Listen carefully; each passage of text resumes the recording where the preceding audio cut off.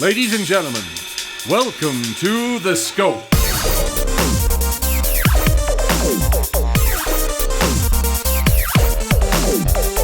And now, here are your hosts, Jared, Adam, and Shane.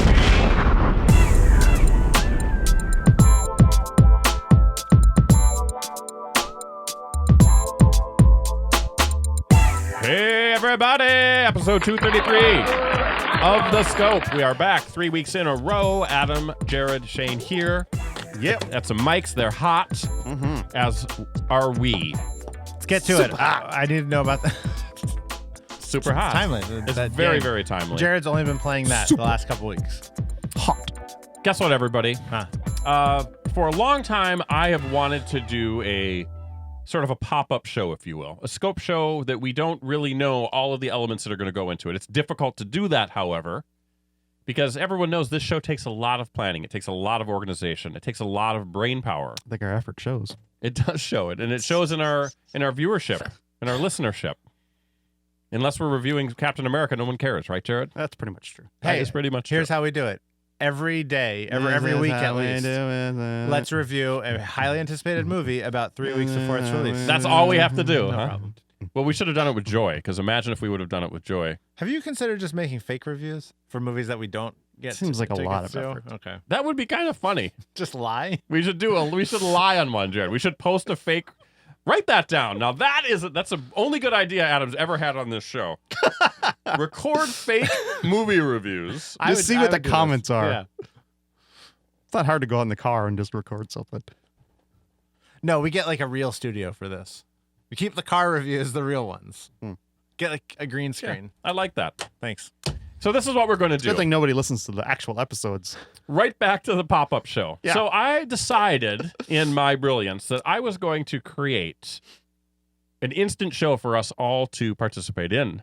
I don't know all of the details because I had my wife help me with this, but this was my idea. I was inspired by looking at the Billboard Top 100 charts throughout the ages. We've done stuff similar to that where we talked about music of a certain year, but I wanted to make it a little bit more random and a little less prepared. So God knows only good things will come out of that. I'm sure. So this is what I want us to do in our instant scope show. Okay. We are going to research on the fly a year that has been selected by my wife. It is contained in this envelope. Mm-hmm. It says mystery game. 3 exclamation marks. And they get bigger. Oh. It simulates like the increase in cell phone Excitement. reception? Exactly. That's exactly what it is. So we need to look at a random year Okay. of the Billboard Top 100. We've got to pick the best song, each of us individually, the worst song, our guiltiest pleasure song, and then the WTF, WTH, that is what the F, what the hell song. Like, what is this song doing That's one here? song. One song. So there's 4 songs we'll be picking. That song would be... I don't have any notes here, paper here. That song, you can... one of mine? We have some... In the break, we will have a little time to research, so you can get your paper. And then we will... What was the fourth? Sorry. It's the WTF. WTF. So it could be a song you've never heard of. It could be a song you're thinking, why is this on the countdown? Wait, so best song? Best, worst, guiltiest pleasure, and the WTF song of that particular year. Now, go ahead. again, to reestablish, Shane, you knew those. I knew but those. now we're all on the same page Yeah. because you do not know the year. I do not know the year, so I have a card. Okay, what's your guess? Do you have a guess of what year it is? So I will set some parameters for it. Okay. Carrie has not listened to music since 1989. Yes. Okay. What I said was, well, you could do music from 1980 to current. And she goes, well, what about Adam? He's a baby. Right. So if I pick 1980, Adam's not going to know half of that stuff on there. Right. Unfair. So I think that I get a plus 10-year handicap. Whatever year is picked, I get 10 years in the future. I strongly suggested to Carrie that we start after the year 1984 because we gave a lot of attention to the year 1984 on this show before. It's passe. So it could be any year between 1985 realistically and now. So I don't know. I don't know what's going to be in there. What if we all hate the year she picked? So then we're in trouble, and we will call her and yell at her. Okay. So Jared, do we have any sort of drum roll or timpani that we can pull out as I take this card out and I read it? I'm nervous. Here we go. I am stressed out. So here is the card. Look at this terrific envelope. Now, before you say it, Yes. how do you feel? How do I feel about it? I'm just kidding. Just tell us the year. I feel excited about it. Okay. Name the best song, worst song, guiltiest pleasure, and the WTF song for the year of our Lord, 1987. 90. 87. 1987. So let's write that down. So this is what we're going to do on episode 233 of The Scope. We're going to take a quick break, but the break's actually going to be a little bit longer for us because we need to do some quick research. For us, not for you. For us. we'll For you edit guys, all it'll that be seamless. And then we'll be back with our Instant Scope show, top, worst, weirdest, and guiltiest pleasure songs of 1987, right after this. We got the fump.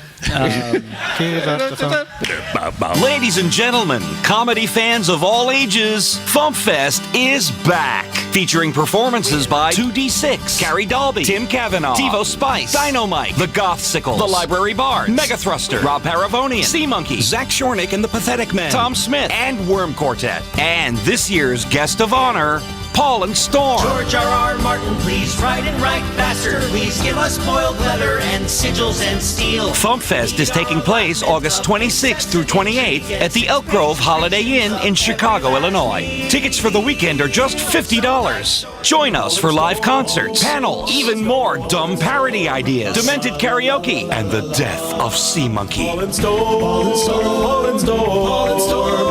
no flash photography. Visit fumpfest.com to register for the event and reserve your hotel now. That's FUMPFEST.com.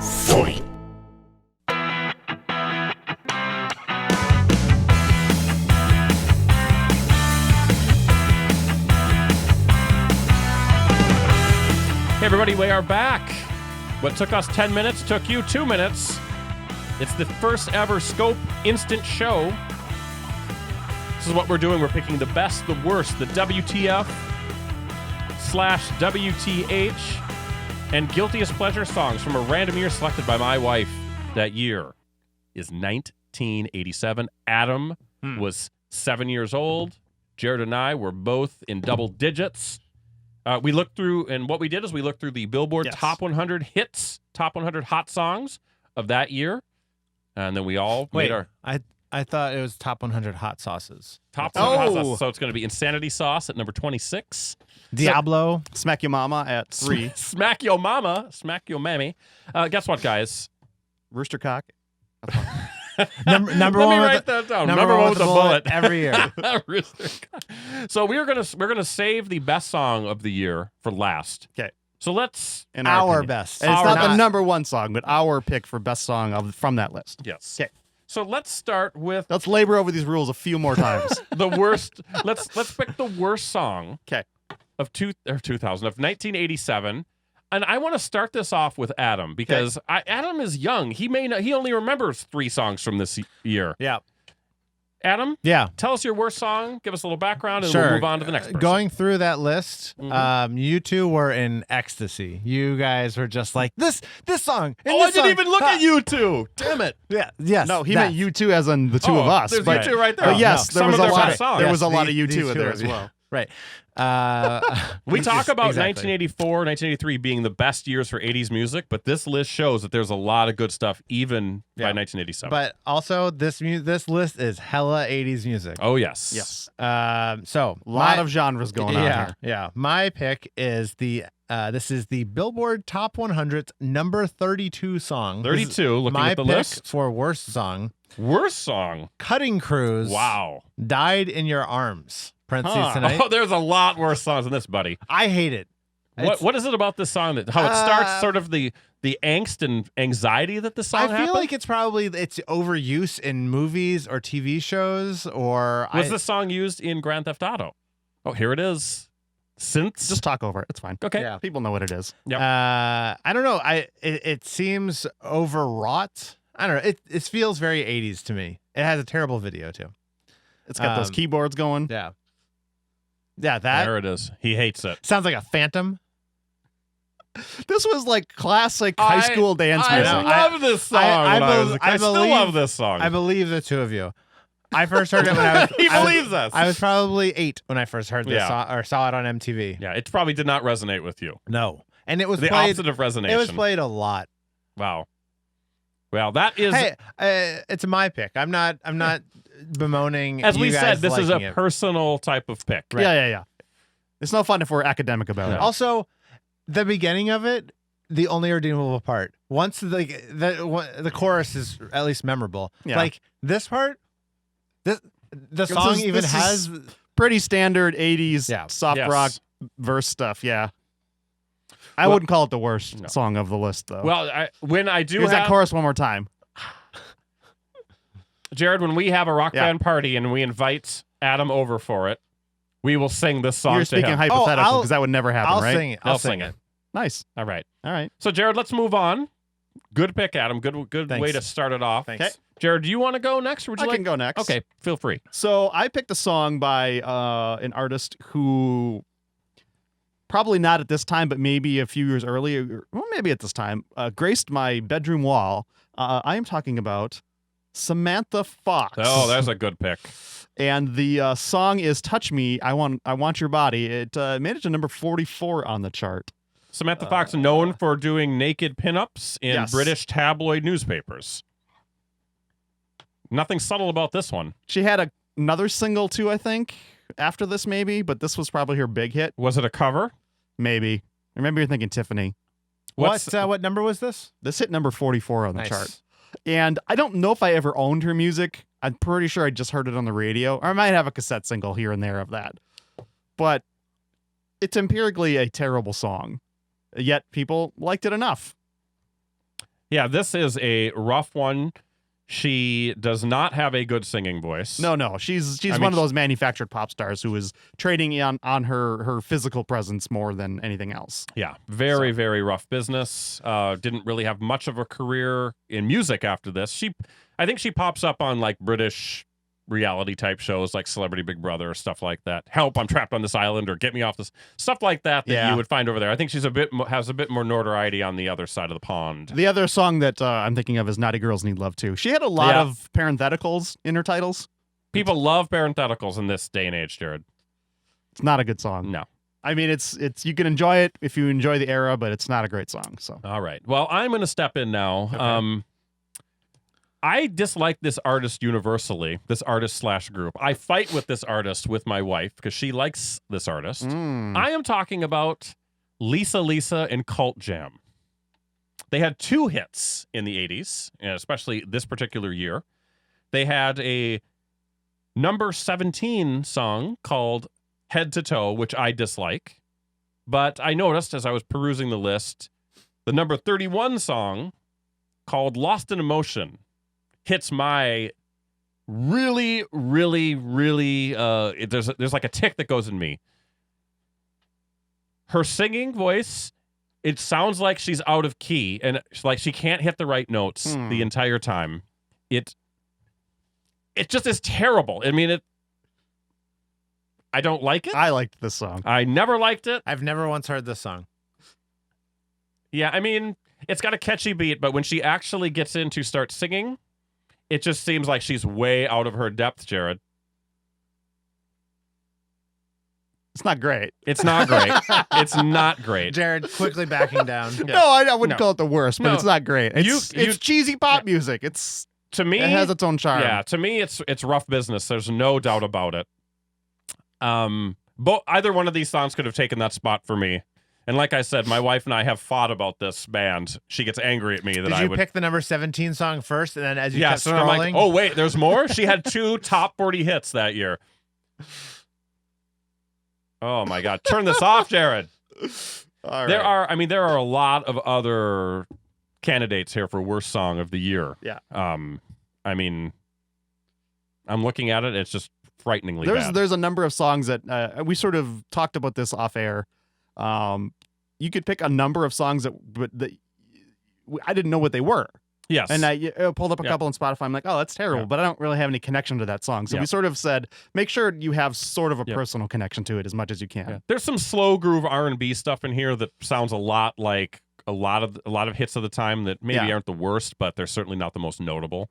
And then you've got some strange ones that will pop up later in our WTF category. Let's go on to Guilty as Pleasure. So this means this might be a terrible song, but hey, you liked it anyway. Jared, I'm going to start with you, Oh, my. and then we'll move on to me, and then Adam will round up this category. Jared, what song tickled your guiltiest pleasure funny bone? I picked a song that was sort of my launch pad into my mid to late 80s love of hip hop. Uh-oh. I almost listened to that exclusively, or at least I was buying it exclusively. So I picked from Beastie Boys, Fight for Your Right to Party. You Gotta Fight. There's 2 parentheticals, apparently. He's drafted parentheticals. This came in at number 98, so barely made it in the cut in the Hot 100 of the year. But Can a guilty pleasure be Can that be qualified as from a band that you love? I think people Oh, regard sure. this as probably one of their worst songs. Sure. Especially considering how popular it was. I mean, it's not a great song. Even I could admit that. No, I mean, but, it doesn't really sound like anything they ever did Yeah. after, so. but I like it. And yeah, it doesn't sound like anything else on the album. The album is actually a lot more interesting than this particular song would lead you to believe. But, you know, I still listen to it and I think about like hearing it for the first time, listening to it dozens of times, getting the album, having my dad upset that I had an album by Beastie Boys. Of course, typical parent stuff like, oh, I can't believe you listened to that. And I'm sure there were news stories at the time and how much of a bad influence these guys were. And so, I don't know. For me, it's a guilty pleasure. It's a winner of a song. Even if it's not the greatest representation of the Beastie Boys, it is the song that launched them into the stratosphere of success and prove that they had the skills to be 3 white kids that could exist in a rap world and also have the respect and admiration of their peers. Yep. Hashtag Great. RIP MCA. There you go. So guess what? It's my turn. This would qualify as the guiltiest of guilty pleasures. 1987 brought us the resurgence of, or maybe it's the beginning of, like the teeny bopper Queen sensation. So you have, I have 2 names I could type in. I'm wondering which one. you had a long run of more straight ahead pop rock and roll, but it wasn't really aimed towards the youngsters. Yeah. That changed in 87, maybe 80. What's her hair color? 86. Of course, we're talking about Tiffany, who was the known. other one I was thinking was Debbie Gibson. And who was mostly known for doing covers of older songs. And she was the Mall Rat tour, where she would go and do her tours in the mall. But then you had the other one. Of course, I'm talking about Debbie Gibson, who was known to, I think, write her own music. I mean, she was. Yeah. I mean, who knows? Even if she did, but I mean, that was the rub. And she had Deborah Gibson. Deborah Gibson had a number of hits, but her favorite song of mine popped in at number 26. Wait, it's her favorite song?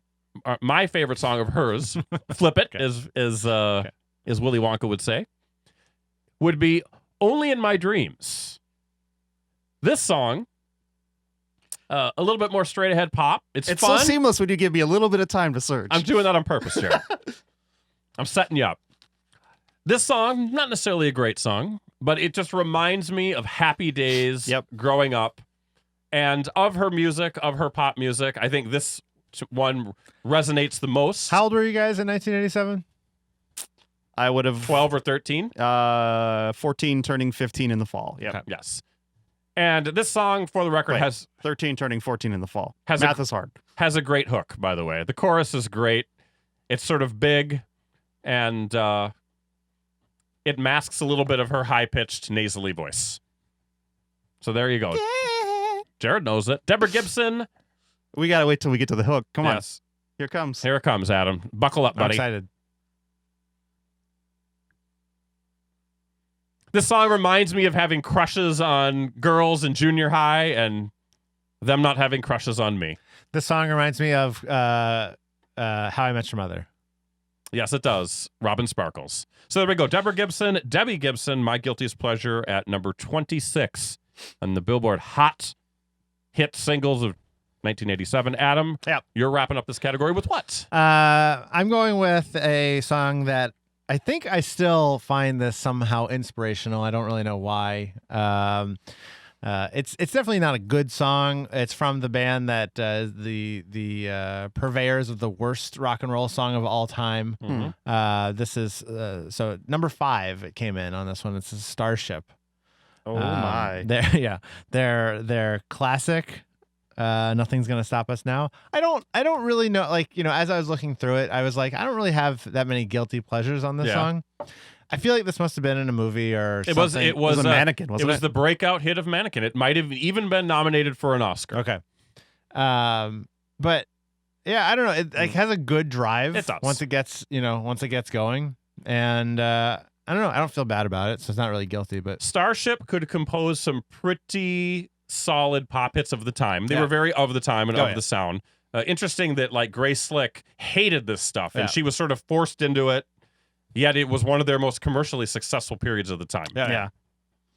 Again, if Ron Gerber were here, he could probably give us money breakdowns and who produced it and whatever. But here we go. Mannequin soundtrack. any song that has a build. Kim Cattrall. Yeah, obviously. Any song that builds, Yeah.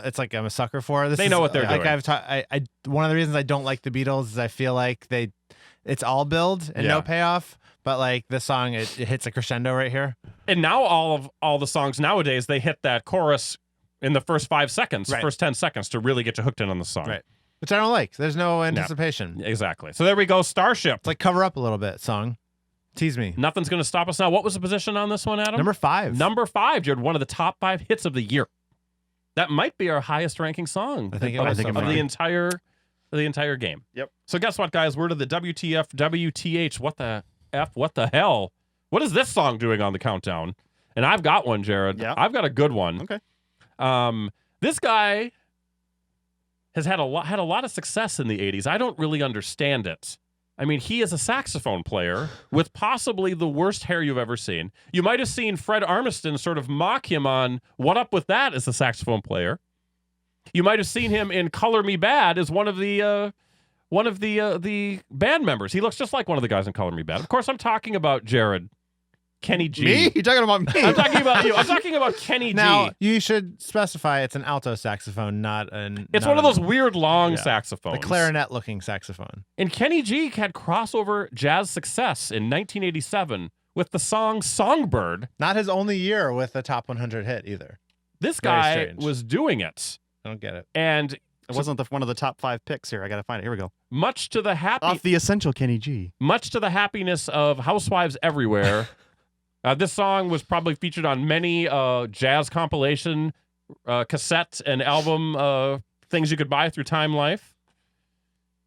I mean, this could be one of the worst songs. It's terrible. Absolutely. But I had to leave it for what the hell. Yeah. Like, what is this doing here? And I still cannot believe that Kenny G was a pop star. It just boggles my mind, which is why it definitely should be in the WPF category. didn't he pop up on like one of the Lonely Island Boys songs, I think? Yeah. Which that's a perfect place for him. Yeah. We don't need to wait for a chorus. We don't need to wait for the hook. This is what it is. So Kenny G, number 55, Songbird. Don't check it out. Adam, we jump over to you for the middle spot on your WTF. You know, I'm just realizing now that REM didn't have a hit this year. It's kind of weird, right? They were a little bit later when Yeah. it came to charting success. Okay. Early 90s especially. So I went a different direction with WTF, and it was more just the song, or in my case, What the fun? You want what the fun? Fun. It's a fun thing. Right, I'm a very positive person. This song, because of its video, just still messes with my head. I remember watching it for the very first time and having nightmares that night. Okay. This is I'm sure you I know what this is. Yeah, This immediately. it's so Genesis, the number 40 song that year, Land of Confusion. It's the Ronald Reagan face, the Ronald Reagan one that weirds me out the most. Yeah. And that, and like the weird first person kind of like you're like navigating through in the video. These puppets in the video came from a British show. It was like a puppeteering show where they did this sort of thing that you might have been able to catch like on Cinemax here or something. Yeah. It was a crossover thing, but these puppets were featured. Right. In the heart, by the way, in the heart of like the Ronald Reagan unsure years, like where we had Iran-Contra was sort of big. His legacy was sort of iffy. They hated Margaret Thatcher over in the UK, so this song reflected that. And there's, if I'm remembering right, there's a part where like the video, like it goes from live action to the member, like Phil Collins in, looking one of these puppets of Phil Collins. I don't know. It's like, it's because of I was 7 or depending on when it came out, 6 or 7 when I saw it. It just freaked me out. Yeah. But he was nominated for an MTV Video Music Award in '87, but lost to I don't know. Sledgehammer, one of the most I was gonna say, loved Peter videos Gabriel. of all time. He knew what he was doing when he left that Yeah. band. This song was covered by, I can't remember the band, but sort of a Alien Ant Farm. new metal Alien Ant Farm I think did it was it. Alien Ant Farm. Notable covers. Looking at it right here, Nelly Furtado did it. Oh, new metal. Yeah. Nelly Furtado. Let's see. Why is it not showing up here? Disturbed. Disturbed did it. Oh yeah. Disturbed. I They get remember their that own one. section. So there we go. Land of Confusion. Adam's WTF song. Jared, hit us with a big one. Every once in a while in the pop music landscape, there's something called a crossover. There is. You get a notable. Usually, it's an actor of the day, a television star, a movie star, somebody who is popular in one medium.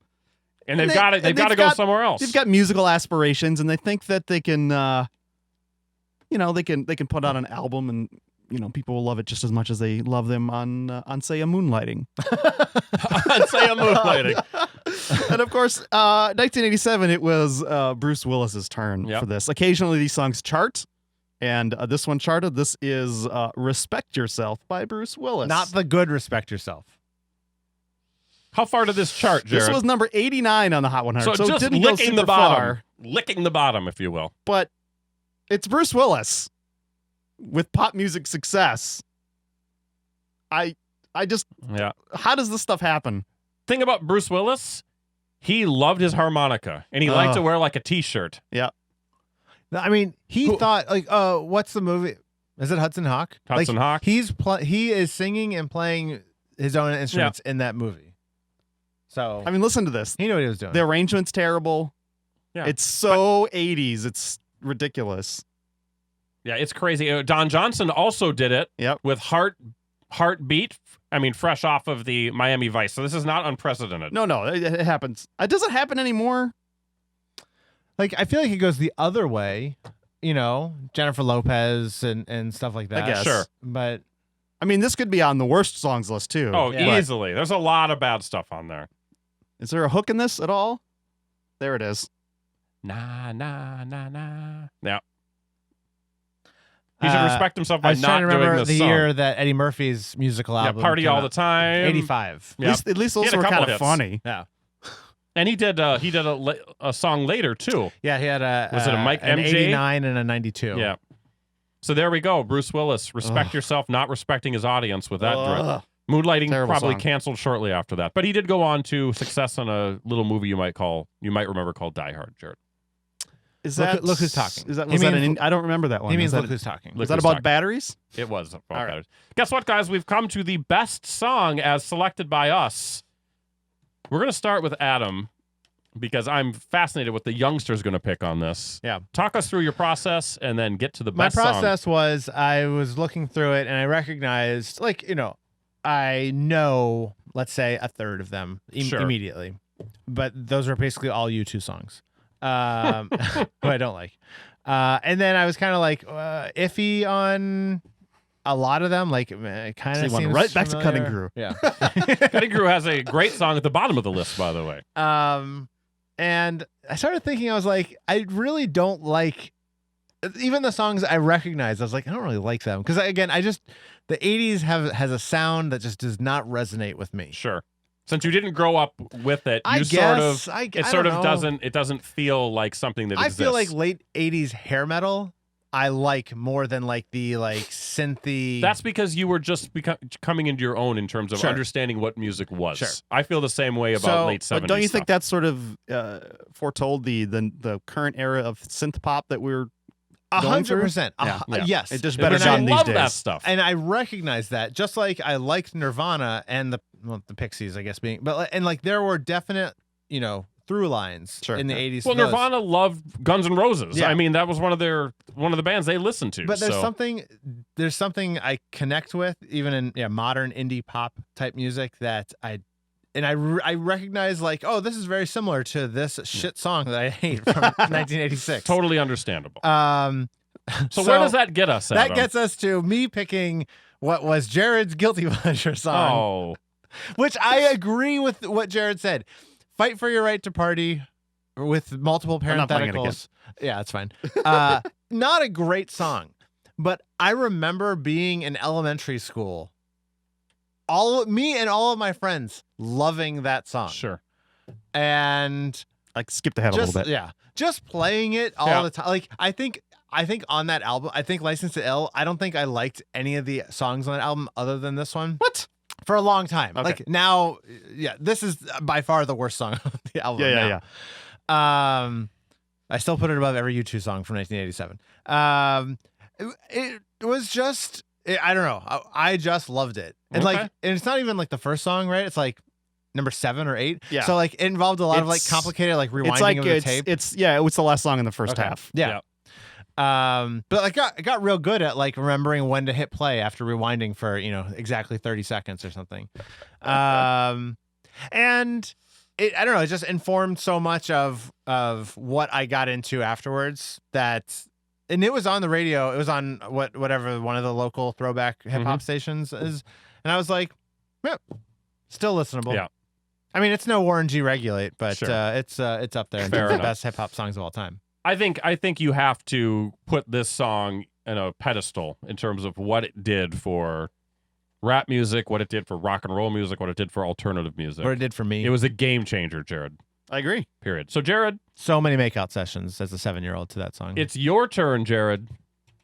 Yeah? Your top song of 1987. Talk us through your process.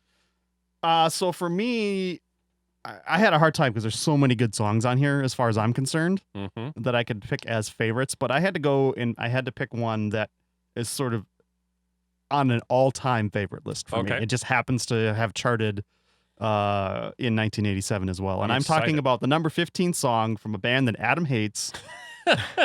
The band is U2 and the song is With or Without You. And for me, off of what album? Off of the Jared? Joshua Tree. Of course. Well, One of the they're- best albums ever. They're Their best album. huge breakout album. I mean, yeah, they had some hits before that, but this was like a cultural phenomenon. In my high school, Yeah. it's like I didn't get it. Like I didn't get into U2 until after this album. Yeah. For whatever reason, it was like Rattle and Hum that made me go, oh, Yeah. okay, I see why people like them. And I kind of went back and rediscovered this and a lot of their previous work. But this album was huge in my high school. Like the seniors went to the concert and all came back with T-shirts. And I was like, oh, really? Okay. But yeah, this song is all-time top 10 for me. It'll probably never be off the chart for as my personal chart. This would make most people's. I mean, U2 has so many hits. Yeah. Except for Adam's list, by the way. But this would make most U2 fans top 5 songs, maybe top 10. I mean, there's so many hits to pick from. Yep. And they had 3, I think, on this list. So Indeed. It was a good year for them. yes. You know what the best time this song was ever played was? On the episode of Friends where Ross requests it on the radio Yes. to shout out to Rachel after he had just cheated. They were on a break. Yep. And she calls into the station and they immediately record scratch, stop playing it because she tells them what Ross did. It's great because I cut it off. That was a good moment. I think what's interesting is the irony of Adam hating this band because this song is nothing but build. This thing builds progressively throughout the entire run until it just kind of explodes at the end. Yeah. This is called the U2 or the Bono exception for my the rule. Bono exception. Write Got it. that down. The Bono exception. All Yeah, I'm right. surprised this is a band that you didn't grow into because I had a number of bands that I grew into. U2 was a band that I grew into. You I guys- hated the Police. You guys know I don't actually hate I U2. know. It's just I find Bono. I've known you they're- for 10 years and I really don't They're know. fine. Bono's just self-important, and He's nothing. very much Nothing's so. ever been better than Lemon. So where can you go from there? Way up. So Jared, it is my turn to pick the last song. This was really hard. I have a lot of songs of this time period, and I know Should I start searching for Whitney Houston now? I think I Want to Dance with Somebody is a great song, by the way. But it did not make my notable exception list, or what do you call that? Honorable mention list. Okay. So I have a few honorable mentions. I'll just throw out there really fast. U2 for me, number 23. I think they should rename the honorable mention ribbon as the what did you call it? Notable exception. Notable exceptions, yes. I love I Still Haven't Found What I'm Looking For, Jared. Yep. That is number 23 this That's year. another great one. I love that song. I love how that builds. Mhm. I was a big fan of one-hit wonder type songs of that time. So the band Tapao did the song Heart and Soul, which I loved that song. It reminded me of sitting by the pool during the summertime. It was just very striking and different. I loved the song by Lou Gramm, who I think was formerly a Foreigner lead singer, called Midnight Blue. You're not even going to find that song on Spotify, Jared, but if you heard it, you would recognize it. That came in at number 82, by the way. Tapao was 33. And then I like Cutting Crews, I've Been in Love Before. That was their follow-up song to I Just Died in Your Arms Tonight. A slow ballad, sort of a lost song that got very little play. It was like 97 on the top 100, but got some play around here. And then I heard it years later on an alternative station up in Duluth when I was visiting some friends. And I was like, you're playing this song? That's awesome. But it doesn't overcome to me what is one of the best songs of the 80s. Maybe one of the best pop songs ever written for content and what it does with. It's got an organ solo. It's got a Respect for Yourself by Bruce. No. It's got a guitar solo. It's got great crossover appeal in a number of different movies and television shows. I am talking about Crowded House, Jared. Not Something So Strong, which is their follow-up song. Of course, I'm talking about Don't Dream It's Over from the Finn Brothers of Australia. One of the best songs. I get chills just hear how that guitar starts out. Like a little chorus on your guitar, huh? It is a great song. If you deny it, you're an asshole and you're wrong. That's hitting the post. You did. Number 13. We're going to retroactively make you the Postmaster General. I love this song. And this is a good song because guess what? It is so covered. If you go on Spotify or you go on the internet, bands cover this song all the time. But this, I don't know if you can ever top the original. I know Sixpence None the Richer covered this song in the late 90s. Oh, yeah. And it was sweet and saccharine, but it didn't feel like this version. Crowded House. Hey now. Yeah, there's like 30 different versions. It's just such a ridiculously good song. I think you like Crowded House a lot more than I ever did. I was never a big fan. I acknowledge this is a great song, but overall, Crowded House was never my cup of Crowded tea. House only had a few hits here in the States. Yeah. I mean, they have their connection to like Split Enz and a bunch of other bands before them. They sort of spun out of that. But yeah, this song is something else. I mean, this would be a song Susan Boyle covered it. This would be a song that I would consider having at my funeral. I mean, that could be a bit that we could have. Songs we want played when we're dead. Oh, this might be at that. I would get like Carrie, how do you cast the right tone? Like, I don't know. I would get Carrie to play the Sixpence None the Richer song. Yeah. Adam comes in and ruins my funeral, you son of a bitch.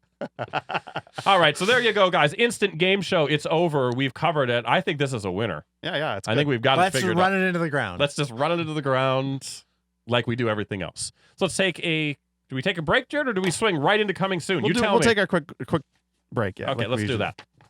When? Right now. We now return to the scope, just for the hell of it.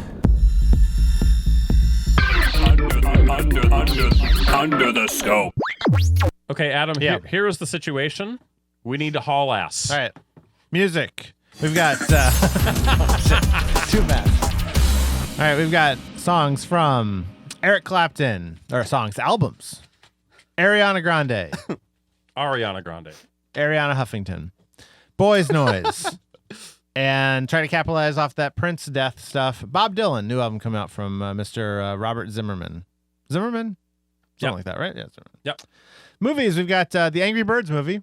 Excited for to see my good friends Red, Yellow. You've been waiting for their movie debut. Yellow, I don't know. Maggie's Plan and The Nice Guys. Home video, we've got Creed is finally coming out. Can't wait to see that. That's a documentary about the band, right? Yes. Creed, with doors wide open. From doors wide open. From we get it. Billboard Top 100 to working at Arby's. Point Break, the remake, just to avoid any confusion. Okay. In the heart subtitle Pointless. In the Heart of the Sea, Dirty Grandpa. Bunch of winners there. Yeah. Troublemakers. You're hitting them all. Video games, we've got a new Homefront game. Homefront: The Revolution. Okay. Homefront. Are they capitalizing on the death of Prince as well? Yes. Yeah. Shadow of the Beast and Valkyria Chronicles Remastered B. It's a shame that's your longest title for your Japanese games. 'Cause Well, I there wrote- was this one. Look out how it copy and pasted. That is no joke. Oh my lord, I don't even know what to make of that. Hot L #NIQ, The Firefly Diary. It's probably a translation issue. I think it might on, be. Wikipedia. So I think that's it. That's guys. almost it. Oh, Adam, what's your hit it or miss it this week? I'm gonna go with a hit. Neighbors 2: Sorority Rising. I loved First one was Neighbors. great. Yep. That was an unexpected hit. What's her name? Moira McTaggart. Yes. Rose Byrne. Rose Byrne, yeah. She's understated She in her is comedic great, powers. and yeah, I Or love misunderstood. Her. You She see, She was good in Spy too. fake boobs on her, entirely fake boobs, but it's cool nonetheless. Yeah. both Zac Jared- Efron playing against type, just great, very funny. Also, Now they're bringing in the star Seth of the Rogen. Fifth Wave. Yeah. Chloe Grace Moretz. I'm sure my daughter's going to be angry that I don't take her to see that movie too. Yeah. Yeah, we saw the sneak preview of Neighbors, and we were thinking it could be we're good, like, I don't know. but we enjoyed it greatly, and we're hoping to get more sneak preview passes for it. Seth Rogen, he does only good stuff right now. He's we'll on see fire. how Preacher does. All right, we'll see it. So, Jared? Under the scope. Yes. All right. We did it. We did. We got 2 minutes. We did. You know what? You've heard it all before. Comments at thescopeshow.com, 612-21-SCOPE. We're on social media. Buy stuff through Amazon. Follow us. Support us on Patreon, YouTube, blah, blah, blah. Back to you, Shane. We're out of time. Terrific. Well, guys, thank you for participating in the Instant Scope game. You're welcome. I don't even know if it's a game, but it was instant, and it was great. It was fun. I will do it again. You guys have interesting opinions. Thank you. And they're usually right. No, I didn't say right or They're good. opinions. Yeah. They're opinions. Everybody like has them. But they are wrong. Everybody has Yours them. were wrong. So for Jared and Adam, I am Shane. Thanks for listening to The Scope, tuning in, giving us your attention. We'll be back soon with more shows. So until then, bye swole. for now. Ladies and gentlemen, we find ourselves once again at the end. I hope you've enjoyed our time together. I know I have. Fear not, Scope faithful. Days shall pass as if they were but a moment, and Jared, Adam, and Shane will return with another thrilling episode. Until then, send your comments to comments@thescopeshow.com or leave a voicemail message by dialing 612-21-SCOPE. That's 612-217-2673. Thanks for listening, faithful fans. This is Tony Partington saying, hey though, tune in next time to another terrific edition of The Scope.